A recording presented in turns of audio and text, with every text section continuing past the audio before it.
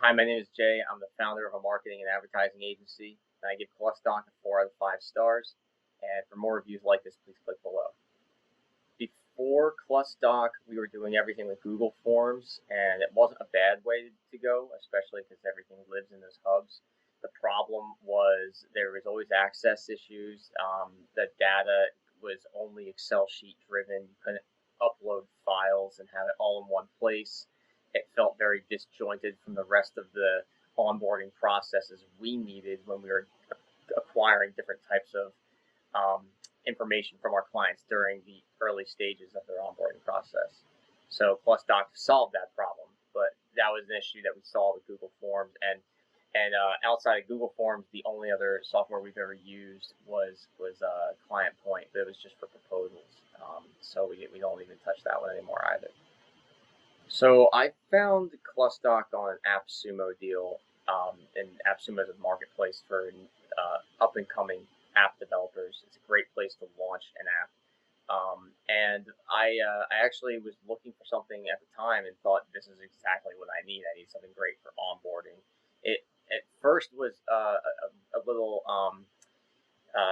I wasn't sure if it was going to work because it was built for real estate mostly and like schools and education but we were able to quickly adapt the templates they had to be suited for our needs, and it was a really great addition to our software stack from then on moving forward. Originally, onboarding Clustdoc was pretty straightforward. Creating the account was really easy. It was a little it had a little bit of a learning curve in that the sense that the way that they had some of the portals for where you'd enter information to create a new question or a drop down or a section you had to upload something. That was a little weird at first to learn because it was laid out much differently than we had thought, and you have to kind of click into it a couple times. So that was actually more of a UX experience fail than anything else. But they've made it easier since then. I'd still say it's not perfect as far as what would make it completely user friendly and completely effortless, but it's pretty easy. But that was one thing we noticed with onboarding that was a little difficult getting started was figure out where everything was inside of the app, which was surprising because the app was so simple.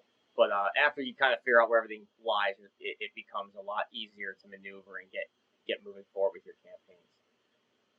I would say if you're on the fence about whether or not you want this as an onboarding piece of software, as a software to be able to take invoices, even, I'd look at your tech stack already, and I would not use this for accepting payments. It's great to have all in one place. I wouldn't do that just because I think that some of the other software solutions make it easier for accounting. So instead, I'd look at it strictly from an onboarding perspective, and I would compare it to, say, Google Forms, and put yourself in the customer's shoes and say, if my customer got a Google form that's free for me to do versus something that's a little bit more clean and like almost like a website where it's digital, it's an interface, and you have step-by-step instructions to upload documents that you may need, which one's going to feel a lot more professional and which one's more appropriate, because you might not need Clustdoc if you really only have to get like 3 pieces of information out of somebody. A Google form's a lot more attuned to Excel sheet style documentation, whereas Clustdoc was really great for files. So I would take a look at your particular scenario and see which one may be better suited for you, and move from that. But yeah, I would keep it. I would keep it on your docket if you're definitely doing files, especially if you're doing rental agreements and real estate stuff, and you have people that have to send you stuff. That it's definitely one of the best platforms for that.